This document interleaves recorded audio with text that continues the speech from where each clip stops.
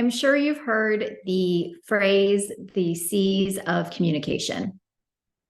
I know the C's of communication. I think they're kind of old school. And so I wanted to rewrite it and reintroduce my top 10 C's for final expense success. If you follow these 10 C's, I can almost guarantee there is no way you can fail.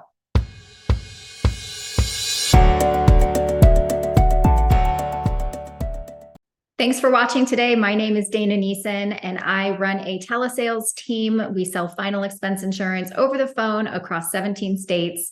If you're interested in getting more information on joining my team, you can click on the link below in the description to contact me directly. In the absence of that, my whole goal is to try and help you have stronger, more sophisticated sales conversations. Let's kick it off with C number 1. The most important C that you need to even get started is courage. You have to have the courage. Whether you're doing telesales or you're out in the field, that phone cannot feel like a 10,000-pound weight. Same with driving to the houses and knocking on the neighboring doors that people recommend that you do to maximize the leads that you're getting. You cannot have fear. The fear of rejection and the fear of stumbling over your words is what is going to prevent you from doing the work that you need to do in order to get the results you want to get. Really, nothing else matters if you can't get out of your own way and have the courage to make the decision to start getting your teeth kicked in. Number 2C, it's one of my favorites, and it's consistency. You have to be consistent. And in what areas? In all areas. You have to be consistent with your time. In telesales, that is a minimum of 4 to 5 hours of talk time per day. Now, how long does it take to get 4 to 5 hours of talk time per day? Probably 8 hours. 8 hours of time on the phone to get 4 to 5 hours of talk time per day, assuming you're not spending a significant amount of time taking breaks, watching YouTube, going to the kitchen, checking your emails, doing God knows what. Consistency with your time. Consistency with your schedule. So not only when you're working are you putting in 4 to 5 hours of talk time minimum, but you're also showing up for yourself every single day. That is Monday through Friday, with Saturday and Sunday being extra and optional. You have to be consistent with your energy. You have to sound the exact same at 5 p.m. as you did at 8 in the morning, no matter what happened in between, because the person that's answering the phone has no idea what you've been through for the last 8 hours. So you have to show up and give them the best of yourself. Logistically, you need to be consistent with your lead flow, the number of dials you make per day, and your presentation. All of those consistent activities and efforts will ultimately, you'll stumble and fall over success in deals if you just stay consistent. Number 3, clarity. Your questions, explanations, and information must be clear and easy to understand. Now, my definition of clarity is different from communication, which will be a different C. With clarity, make sure when you're talking, your message is clear. Don't make the mistake of talking too fast so they don't have enough time to process the information that you're saying and continue to go on from one sentence to another. Also, don't make the mistake of talking too slow with too many awkward pauses, because you're trying to find your way. Limit the use of non-words. You'll hear me in my recordings. I'll say every now and then, but it's typically between sentences. It's not during a sentence. Your message needs to be clear. Limit the use of ums, likes, you knows. All of those things will make you sound like less than an expert. Strategic pausing. Strategic pausing is so important in the clarity of your message. When you are allowing your customer the time to really process what you had to say, it'll make the clarity of your message so much more powerful. Do you see how you just processed what I just said when I paused? Also, never assume you're on the same page. Just because you've explained something doesn't mean your customer actually understood what you said. So do yourself a favor and check in with them. Ask them questions like, does that make sense to you? Can you kind of tell me why you like the idea of that? Which one do you think would be better? Why do you feel that way? We're doing that to make sure that we're on the same page. Super important. This is how you can start preventing objections at the end. Leading me to number 4, which is communication. My definition of communication is not how I communicate effectively. It is, am I encouraging my customer to participate in the conversation with me? Am I having a dialogue where I'm just talking to the client and they're talking back to me? Or am I having a monologue where I'm just sitting there and I'm the only one doing the talking? This is also a good way to check in with them. If you have a customer that's just being very short with their answers, you want to use probing questions. Tell me more about that. Can you explain what you mean? How do you mean? Do you like the idea of that? Tell me why. You have to get them to participate in the conversation by asking them questions that challenge them to say more than just yes or no. Number 5 is one of my favorites. It is curiosity. Be curious. Listen for the clues, which should be another C in itself, but it's part of curiosity. In your discovery part of the conversation, your customer will always tell you everything that you need to know in order to understand them and how to help them. But they're usually only going to give you very surface level clues.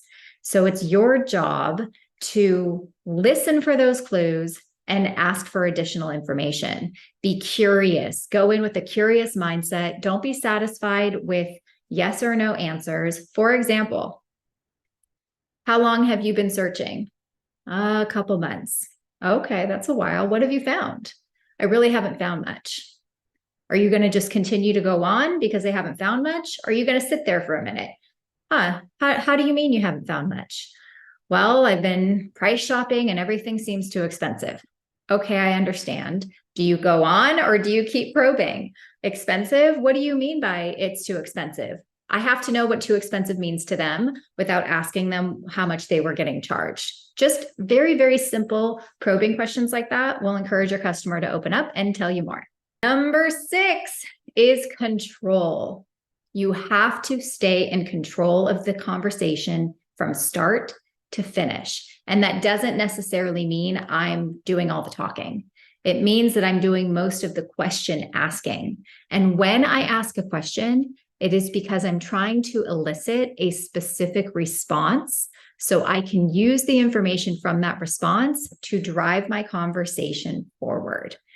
You cannot ask questions if you're not prepared on every possible answer, because if you get an answer that throws you off, where do you go from there? So I would encourage you to look at the questions on your script, think about the answers that you could get, and are you prepared to go left or right? You have to know that to stay in control. The other way you stay in control is while you're formulating information about your customer, about why they're on the phone with you, where have they been, and where do they want to be, you're also figuring out how you're going to educate them. You're figuring out how you're going to introduce problems. You're figuring out where am I going to land with them when it comes to recommendations. And that is all done in the beginning. And if you get really, really good at that, then you know exactly where you're taking your customer and they have no idea where they're going. Number 7 is conviction.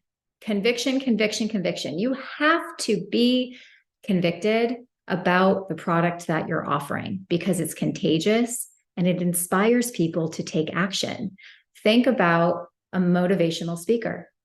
You leave someone like Tony Robbins and you feel inspired to want to improve yourself. You do that with whatever he suggested, but you wouldn't do that if he didn't have conviction, if he didn't really truly believe in the recommendations he was making to get you to want to change your current action. So you have to be convicted. It cannot be just going through the motions like a disgruntled social worker and allowing your customer the logical choice of making a decision based on price.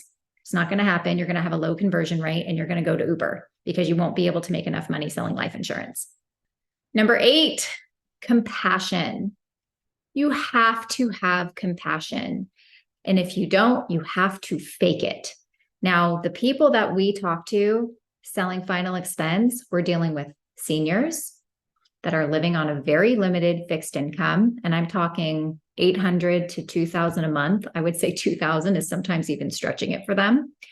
They can barely afford to pay their bills. And now we are going to ask them to part with even more of their money.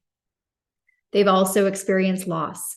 Maybe a spouse has passed. They've maybe have lost children before them. Maybe they've lost close friends or family, and you want to encourage them to share their story and have compassion for where they've been, because they've certainly seen a lot more life than you have. And you have to remember, these people aren't even going to see the benefit of this policy and ever. I was going to say until they pass away, but they're not going to see it. Their family is only going to see the benefit of this policy. So we're asking them to part with some money that they're not even going to see the benefit of. It's a very selfless act to want to make sure someone's family is protected when they're gone. All right, the last 2, and I have a bonus one for you at the end, is more to do with setting yourself up for success. So number 9, the number 9C is commissions. You have to know how you're being paid. And just because someone recruited you and is starting you off at 110% contract does not mean every single policy you write is going to be paying you at 110%. You have to know what your commission is for every carrier you're contracted with. You have to know what your commission is for policies for guaranteed issue, modified, preferred, 20 pay. What happens if you write someone who's between the ages of 81 and 85? Does your commission change? What happens if you write a return of premium, if you're writing term insurance or mortgage protection? What happens if you take a debit, credit card, or direct express card? Does your commission change? These are the things you need to know in advance so you can set up a plan that's going to effectively help you understand what you have to sell in order to make the commission you want to make. You also need to take into account your advance. My recommendation is if you want to make $10,000 a month, then you better calculate how much you have to sell in order to get advanced at least $12,000. Now you have a $2,000 buffer to take care of any NTOs and chargebacks that are inevitably going to happen. Which segues me to number 10, and number 10 is chargebacks. You have to be prepared for chargebacks. And in the telesales world, you can expect that about 20% of your business will charge back or lapse in the first 12 months. Now, not all of it is going to be canceled and replaced. Some of it just people can't afford it. They don't manage their money well. There's a reason that they need final expense life insurance protection in the first place, because if they had done a good enough job saving it themselves, investing it properly, they wouldn't be in the situation where they have to get final expense insurance. So you have to have the expectation that the market that we're dealing with, 20% of your business at best will lapse. So you need to properly prepare for that. And another note, please don't recruit until you're financially stable, because not only are you risking absorbing your own debt, but if we know that 92% of agents fail in their first year and you come on and recruit all these people that write a couple deals, realize they can't make it and leave, you are responsible for 100% of their debt. So please make sure you're financially stable before you start recruiting. And my final C, which I know is 11, but it's a bonus one, and it's cash. Now on my team, my agents don't pay for leads or live transfers. It's not even financed. There is no expense for leads. But if you are independent, if you're a broker, you need to have enough money if you're doing telesales to get the amount of volume that you need to be successful. You should have at least $5,000 to $6,000 saved for you to get started with leads, systems, have a reserve there for chargebacks, and make sure that you're prepared in advance so that you can handle the hard part of building a business. You are building a business. This is not a job. You are 100% responsible for yourself, and nobody's coming to save you. Those are my 10 C's with the bonus. How to be successful selling final expense. I hope you enjoyed it. Please slam that like button, subscribe, turn the bell on for notifications, share it with someone who you think would benefit from seeing this. Thank you for being here as always, and I look forward to talking to you guys soon.